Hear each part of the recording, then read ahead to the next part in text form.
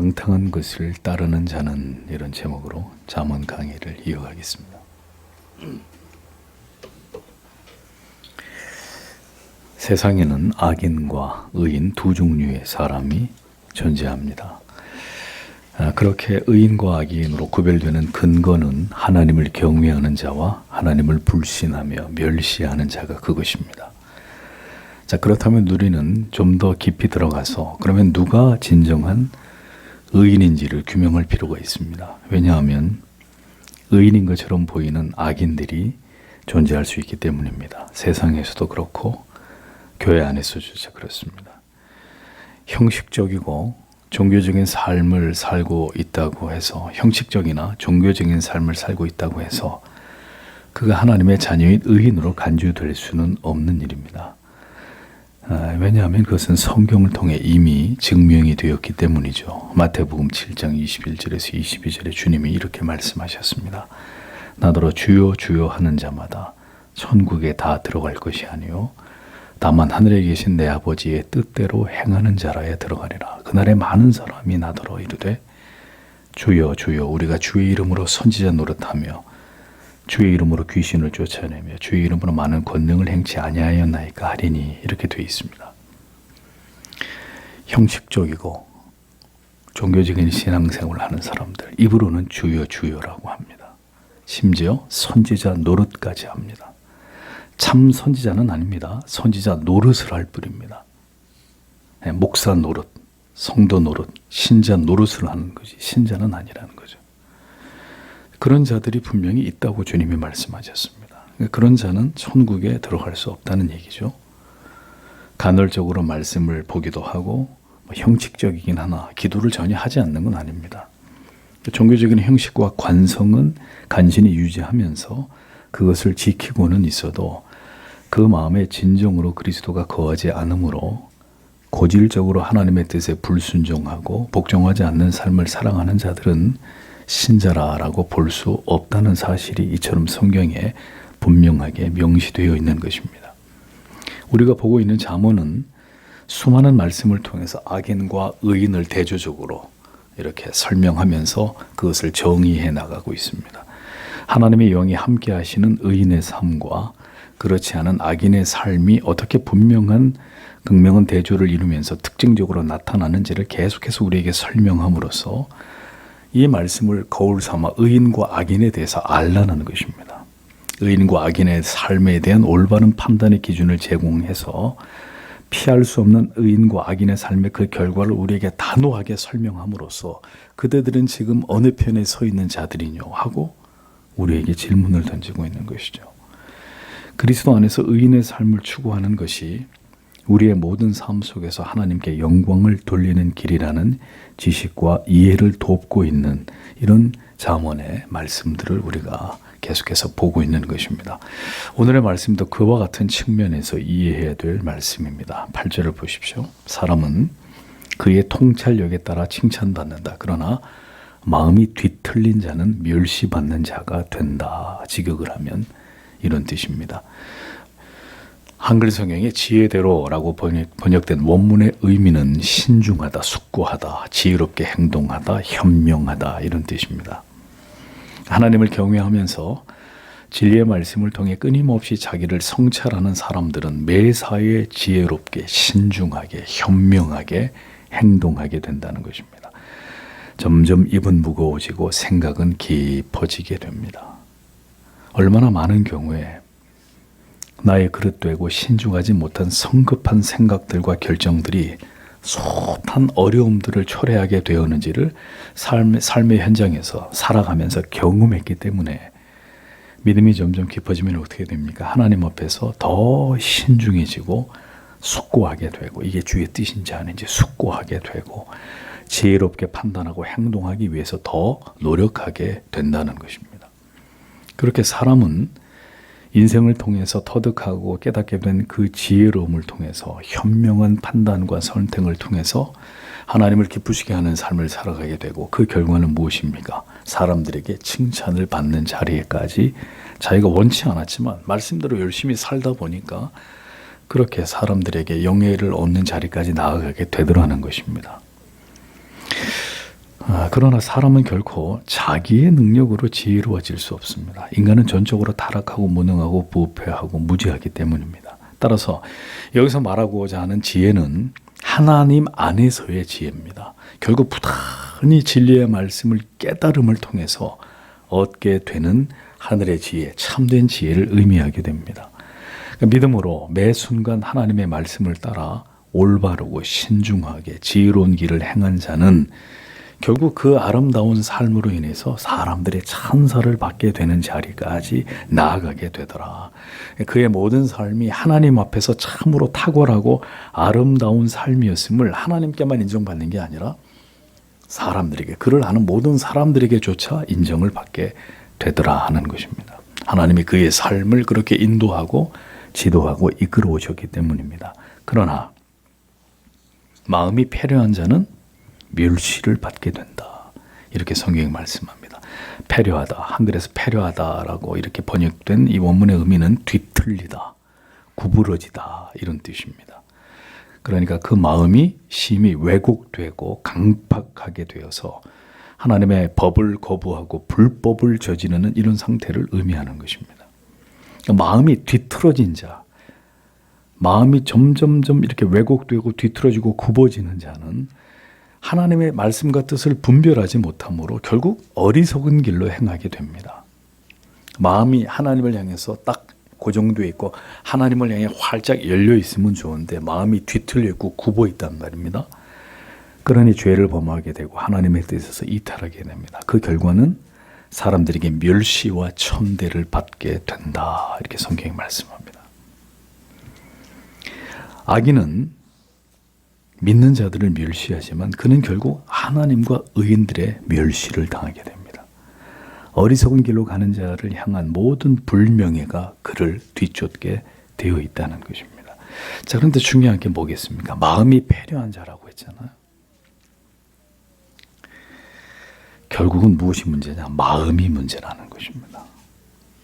인간의 마음과 그리고 생각은 죄악된 것으로 얽혀있고 복잡하게 꼬여 있습니다. 모든 사람들은 마찬가지입니다. 거듭나기 전까지의 인간의 마음이라고 하는 것은 그가 살아오면서 그가 느꼈던 모든 괴로움과 고통과 상처와 아픔을 통해서 이 마음이 다 왜곡되고 뒤틀려 있고 으깨어져 있단 말입니다. 그러니까 그런 상태가 이 죄인들의 인간의 마음이에요. 그러니까 하나님의 은혜의 빛이 쫙 그 마음에 비추어지고 그 하나님의 은혜가 그 마음을 치유하고 회복시킬 때 마침내 그 마음의 결이 하나님의 은혜를 통해서 새로워지고 회복이 되는 것인데, 그러니까 하나님의 은혜가 임하지 않고는 우리의 마음을 시시때때로 진리의 위에 올려놓고 항상 점검하고 교정하면서 바른 길을 찾아가기란 불가능한 것이라는 거죠. 하나님의 은혜가 계속해서 임하고 진리의 깨달음을 통한 자기 성찰이 그의 삶 가운데 계속 일어날 때 그의 마음이 점점 더 하나님을 향하게 되고 주의 은혜를 통해 그 마음이 정돈되는 이런 은혜를 얻게 되는 것입니다. 중생은 하나님의 자녀들의 마음은, 그래서 그 사람의 마음이 중생했다, 중생하지 않았다 어떻게 알 수 있느냐? 그 마음의 경향성이 진리를 끊임없이 하나님을 향하고 있느냐, 이걸 통해서 알 수 있는 거예요. 그러니까 그 마음의 결이 물론 때때로 죄를 향할 때도 있고 세상을 향할 때도 있고 육을 향할 때도 있지만 그것은 잠시 그럴 뿐, 언제나 결국은 그 마음의 방향이 다시 하나님을 향하고 진리를 향하느냐 그렇지 않느냐, 이것이 굉장히 중요한 부분이거든요. 자기의 생각에 어리석음을 쫓지 않고 하나님의 법을, 그 진리를 향하고 추구하게 됩니다. 죄를 지었어도 또다시 돌이켜서 그 방향으로 회개하게 되는 거거든요. 그러니까 수없이 많은 시행착오를 통해서 하나님의 뜻을 마침내 분별할 능력을 배양하게 되고 결국은 자기의 마음을 다스리면서 하나님이 원하시는 바른 길을 향해 나아가는 훈련이 신자의 한평생 속에 계속 된단 말입니다. 그래서 점점점 그렇게 가게 돼 있어요. 그러나 악인의 마음은 결국은 뒤틀어지게 되어 있고 구부러지게 되어 있고 결국 진리에서 이탈하게 되어 있다는 것입니다. 누구도 이것을 막을 수가 없고 결국 그 정해진 대로 그 마음이 달려가게 되어 있어서 그 결과에 이르게 된다라는 것입니다. 왜 그런 일 악인에게 일어나느냐? 그 악인의 마음에는 하나님의 진리의 빛이 선명하게 비추어진 적이 없었기 때문이라는 것입니다. 그래서 진리의 볕, 은혜의 볕이 들지 않은 영혼은 결국 그 어두움 속에서 죄악으로 왜곡된 길을 걸어가게 될 뿐입니다. 마음이 하나님을 참된 진리를 향하지 않는다면 그것은 곧 멸망과 심판의 길을 걸어가게 되는 것을 의미하게 된다는 사실을 잊지 말아야 합니다. 그러하기에 오늘도 그 마음을 부디 돌이키기를 우리가 오늘도 믿지 않은 자들을 위해, 가족들을 위해 간절히 기도해야 될 이유가 바로 여기 있는 것입니다. 그 굽어진 마음이 다시 하나님께로 돌아오도록, 그 뒤틀어진 마음이 다시 말씀을 통해 곧바로 그 마음이 하나님의 은혜로 펼쳐지도록 기도해야 되는 것이죠. 9절을 보겠습니다. 업신여김당하나 그에게 종이 있는 자가 스스로 존귀하게 하나 빵이 부족한 자보다 더 좋다. 이렇게 기록이 되어 있습니다.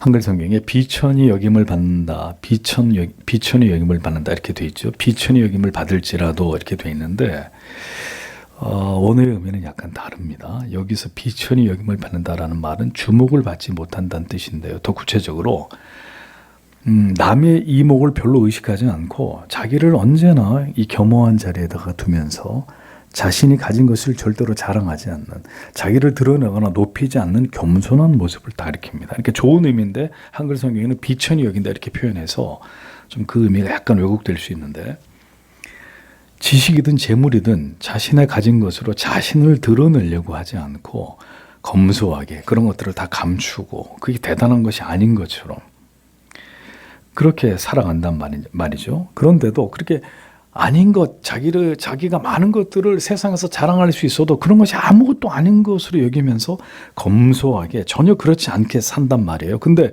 그 사람이 어떤 삶을 사느냐 보면 종을 소유할 만큼 실제로는 사회적 지위와 부가 대단한 사람이라는 거죠. 그러니까 옛날에 이 성경이 기록될 당시에 종을 두고 있다라는 것은 대단히 사회적 지위와 명예 그리고 상당히 많은 부를 가지고 있는 사람을 의미하거든요. 그런데 그렇게 많은 재산을 가지고 종을 거느리고 있는데도 허세나 가식이나 위선 없이 실제적으로 내실 있고 성실하고 그러면서 누구도 속이지 않는 영예로운 삶을 그렇게 스스로 살아가는 자가 있단 말이에요. 겉으로 그러니까 이런 사람이 있는가 하면 반대로 겉으로는 모든 것을 가진 사람처럼 행동해요. 다 아는 것처럼 허세를 부리고, 그런데 실제로는 아무것도 없어. 먹을 것도 없어. 실제로 보면. 그러니까 성경이 참 별 볼 일 없고 아무것도 드러내지 않는데 종을 소유하고 사는 사람보다 뭐 대단한 걸 가졌다고 생각하는데 사실은 끼니도 해결하지 못하는 사람보다 그가 훨씬 더 낫다 이렇게 얘기하고 있는 거예요. 실제로는 먹을 것이 없어 궁핍한 상황에서도 타인의 눈을 의식해서 라면 먹고 나오면서 이빨 쑤시는 사람이 있어요. 고기 먹는 사람처럼. 정상이 아니죠, 그거는. 실제로는 먹을 것이 없어 궁핍한데도 다른 사람 눈을 의식해서 자기를 포장하고 과시하게 급급한 이 고질적인 허세와 허영으로 가득 찬 사람은 자신과 타인을 기만하는 자에 불과하다는 것입니다. 사람의 눈을 의식해서 사람들에게 내가 어떻게 보여지는가에만 급급하게 되면 언젠가 그 자신의 실체가 모두 폭로될 때 그는 수치스럽고 치욕스러움을 피할 수 없게 되기 마련입니다. 왜 없으면 없는 대로 살지 못하고 꼭 있는 척을 해야 됩니까? 왜 그렇게 자기를 피곤하게 하면서 살아야 됩니까? 사람들 눈에 내가 어떻게 보여지는지가 뭐가 그렇게 중요합니까? 하나님이 나를 어떻게 보시냐가 중요하지. 사람의 눈은 그렇게 의식하면서 하나님의 시선은 왜 의식하지 못하고 두려워하지 않는 것일까요? 가식과 위선으로 자신을 속이면서 자기의 실체를 속이는 사람은 참으로 어리석은 삶을 살아가고 있는 사람입니다. 많은 것을 하나님이 주셨어도 겸손할 수 있는 사람, 왜 그럴까요? 많은 것을 가졌는데도 겸손할 수 있는 사람, 그 모든 것을 가진 이유가 자기를 드러내기 위함이 아니고 더 중요한 것, 그 많은 것을 내가 소유한 것이 나로 말미암아 내 능력으로 그런 것들을 얻은 것이 아니라 하나님이 나에게 허락하신 것을 잘 알기 때문입니다. 그러니까 아무것도 자랑하지 않는 거예요. 다 하나님이 나에게 주신 것이고 하나님의 뜻대로 그것을 사용하라고 나에게 맡기신 것이라는 걸 알기 때문에 허세 부리지 않습니다. 자랑하지 않습니다. 하나님이 내게 주신 것이고 이 모든 것은 하나님의 목적과 뜻을 이루기 위해서 내게 맡긴 것이다. 자, 이런 생각 가질 때 내가 더 많은 지식을 가졌든 내가 더 많은 재물을 가졌든 그걸 타인에게 자랑하겠습니까? 조용히 누구도 모르게 하나님의 영광을 위해서 그것을 아름답게 사용하면서 자신의 이름이 아닌 하나님의 이름이 드러내도록 그렇게 하겠죠. 10절을 보겠습니다. 의로운 자는 그의 짐승의 생명을 안다. 그러나 악한 자들의 긍휼들은 잔인하다. 이렇게 기록이 되어 있습니다. 10절에 한글 성경에는 의인은 그 육축의 생명을 돌아보나 이렇게 되어 있습니다. 의인은 육축의 생명을 돌아본다. 여기서 돌아본다라는 말의 더 깊은 원어적인 의미는 모든 것을 알고 있다 이런 뜻입니다. 그러니까 육축의 상태를 꼼꼼하게 잘 살펴서 그 내가 기르는 육축의 모든 상태를 소상히 다 알고 있다는 거예요. 내 집에 소가 몇 마리인데 이 소는 위가 약하고 이 소는 좀 항문에 문제가 있고 이 소는 이빨이 좀 주인이 그냥 밥만 그냥 퍼먹이고 빨리 살만 찝어가지고 내다 팔 생각을 하는 게 아니라 진심으로 자기가 기르는 가축들을 아끼기 때문에 그 한 마리 한 마리의 특성을 소상히 알고 있다는 뜻입니다. 그렇게 하는 이유가 무엇 때문일까요? 왜 내가 키우는 가축들에 대해서 잘 아느냐? 하나님이 지으신 모든 피조물들을 잘 돌아보아야 되는 이 청지기적인 사명이 나에게 있다는 사실을 알고 있기 때문입니다. 하나님을 경외하고 그 법을 지키는 자들은 내가 내 집에서 키우는 가축까지도 마음을 다해서 돌봅니다. 그게 하나님의 뜻이라는 걸 알기 때문에. 나만 잘 먹고 잘 살면 되는 게 아니라 내 집에서 자라고 있는 말 못하는 짐승들도 그들을 잘 다스리고 양육하라고 하신 이 하나님의 명령을 기억하기 때문에 내가 내 가축들을 잘 알고 그들의 필요를 잘 채워주는 것까지가 그 하나님의 명령에 순종하는 것이라고 믿기 때문이라는 거죠. 그러니까 이게 뭘 말하냐면 어떤 한 사람이 하나님을 지극히 경외하게 되면 그 신자의 마음이 미치는 영역과 범위가 어디까지 해당되는 어디까지 확대되느냐? 하나님의 명령의 작은 것까지라도 아주 중요하게 생각하게 된다는 거예요. 그러니까 내 집에 키우는 개, 돼지, 말, 소, 양까지도 먹든지 말든지 뭐 지들이 알아서 크겠지가 아니라 하나님을 지극히 경외하고 그 하나님의 법을 따라서 살아가는 것이 얼마나 중요하다라는 걸 신자가 깊이 깨달으면 하나님의 작은 명령까지 소홀히 하지 않게 된다는 거죠. 소홀히. 하나님의 풍성한 은혜가 임하고 말씀에 더 깊은 조명을 받게 되면 무슨 일을 하든지 하나님을 의식하면서 그 명령과 계명을 쫓고자 하는 마음을 갖게 됩니다. 하나님을 지극히 사랑하면 성도의 삶에 그것이 어떻게 나타나요? 하나님의 교회를 향한, 지체를 향한 사랑으로 나타나요. 그래서 한 달에 한 번 교회 청소한다? 되게 대단히 중요한 일로 여기면서 교회 오는 겁니다. 내가 참 이 모든 성도가 하나님 앞에 예배하는 자리를 내가 청소한다? 이거 정말 주님이 기뻐할 일이고 귀한 일이다. 우습게 생각하지 않아요. 그거는 도덕적인 문제가 아니라 하나님을 경외하고 사랑하게 되면 하나님과 관련된 그의 명령이 우리에게 말씀하고 있는 모든 영역에까지 우리 마음이 가기 때문에 가축까지도 귀하게 여기는 거예요. 잘 키우는 거예요. 그러니 말 못하는 미물들이라 할지라도 그들을 보호하고 살피는 일에 신자는 진심이 될 수밖에 없는 것입니다. 하나님의 마음으로 모든 것들을 바라보게 되기 때문이죠.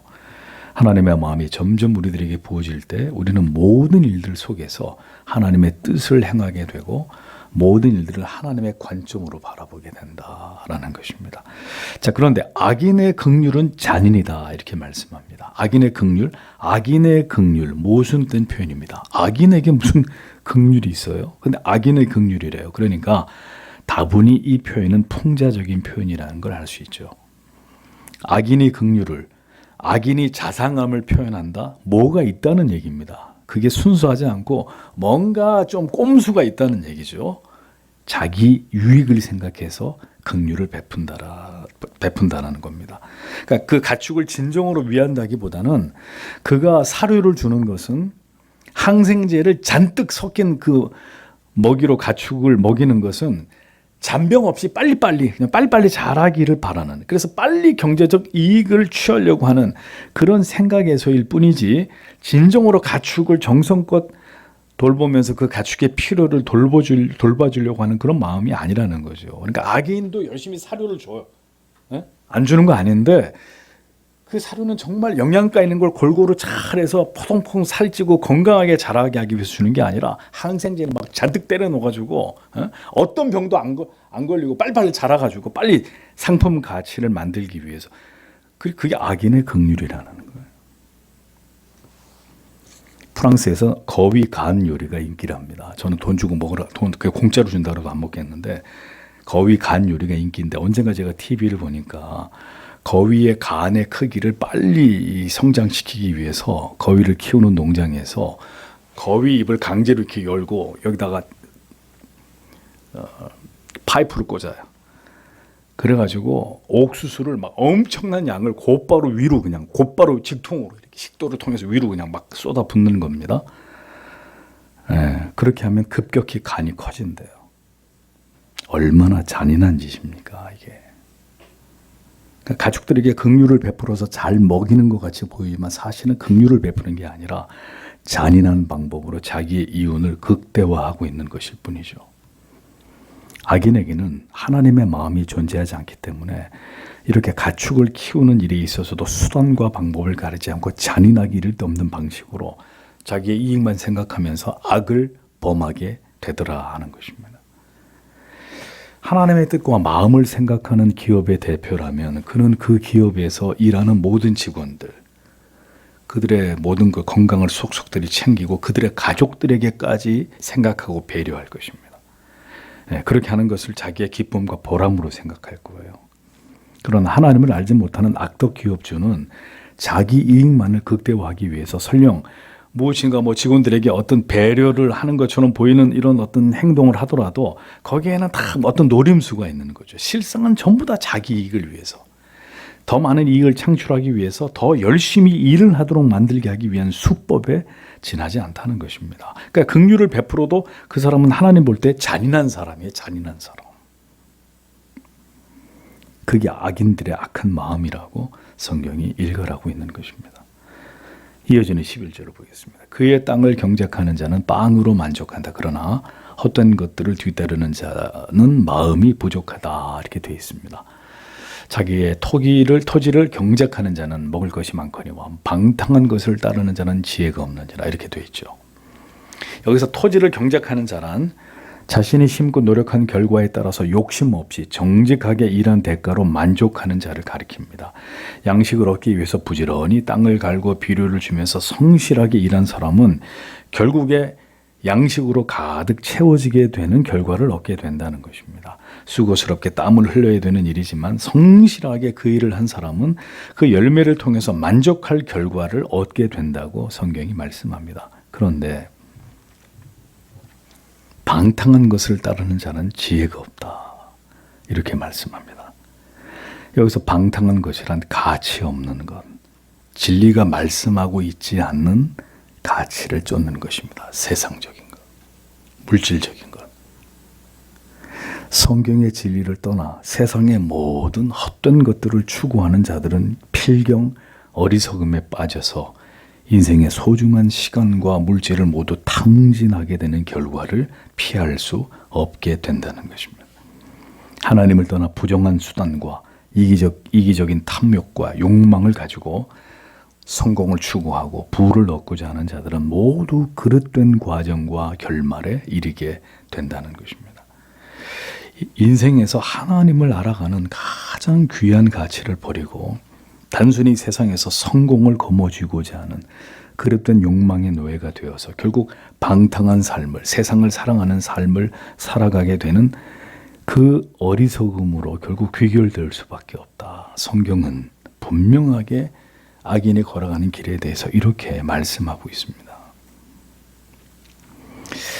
그러니 여러분, 교회를 다니고 예수를 믿는다고 하면서도 진리가 말씀하고 있는 그 본질적 가치를 향하지 않게 되면 우리의 인생 속에서 많은 손실을 초래하게 될 수밖에 없습니다. 결국 모든 것을 잃어버린 채 방탕하게 되고 지난 세월을 후회하면서 살아가게 되는 그런 삶을 살게 됩니다. 많은 사람들이 진리의 길을 세상에서 한참을 돌아서 뒤늦게 도달하는 이런 경우들을 봅니다. 한참 많은 시간과 물질을 잃어버리고 안 할 고생하면서 빙 돌아서 뒤늦게 도달하는 이런 경우들을 본단 말입니다. 더 일찍 진리를 깨닫고 그 귀중한 가치에 붙들려서 그렇게 한평생을 하나님을 경외하면서 살아가면 더 아름다운 생애가 될 수 있을 터인데도 불구하고 진리의 밭을 부지런히 경작해서 영혼의 부요함에 이르지 못하고 기어이 어리석고 미련한 길로 행하다가 결국 인생의 소중한 시간을 다 낭비한 채로 뒤늦게 하나님의 은혜의 붙들림을 받아서 다시 믿음의 길로 돌아오게 되므로 부끄러운 구원을 받게 되는 이런 경우들이 존재한다는 것입니다. 진리의 길, 참된 믿음의 길로 부지런히 행하게 해도 인생은 절대로 길지 않은데 진리를 떠나 세상에서 방탕한 삶을 살아가게 되면 오직 한 번뿐인 인생 속에서 결국은 수많은 회의와 회한을 남기게 되는 것입니다. 수많은 후회와 회한을 더 하나님께로부터 풍성한 은혜와 사랑을 맛보면서 아름다운 인생을 살아갈 모든 기회들을 다 잃어버리게 되는 이런 결과를 얻을 수밖에 없다는 것입니다. 그럼에도 불구하고 그가 하나님의 택하심을 입은 자라면 결국은 하나님께로 돌아오게 되겠죠. 하나님은 반드시 그렇게 자기 백성들을 되찾으시는 분이시기 때문입니다. 그렇게 해서 돌아오게 되는 것은 참으로 다행스러운 일이 아닐 수 없습니다. 마지막 때에 주님은 큰 배도가 있을 것이라고 분명히 경고하셨습니다. 우리는 지금 배도의 시대에 접어들고 있습니다. 많은 영혼들이 참된 진리를 버리고 십자가의 도를 저버리고 화려한 세상으로 자신들이 생각하는 자유분방한 그릇된 믿음의 자리로 미끄러져 가고 있습니다. 그 가운데 하나님의 크신 은혜로 다시 돌아오는 자들은 다행히 심판을 면하게 되는 것이지만 그 배도의 길에서 다시 돌아오지 못하는 자들에게는 영벌의 심판이, 그 두려운 배도의 징벌이 그들을 기다리고 있을 뿐입니다. 부디 한때 우리의 지체였던 영혼들이 방탕한 길로 행하지 않도록 하나님이 너무 늦지 않게 깨달음을 주시고 참 진리의 가치를 발견하게 하셔서 다시 올바른 믿음의 자리로 돌아옴으로 마지막 때 지혜로운 삶을 하나님 앞에서 살아갈 수 있는 자들이 될 수 있기를 기도하기 원합니다. 바른 진리의 길에서, 그 바른 진리의 길에서 배도하여 세상으로 혹은 그릇된 인본주의적이고 기복주의적인 신앙의 곁길로 행하지 않도록 하나님이 우리 모든 지체들을 지켜주시고 그 인생의 발걸음을 인도해 주시기를 오늘도 우리가 이런 말씀을 접하면서 하나님 앞에 다 함께 기도하기를 원합니다. 기도하겠습니다.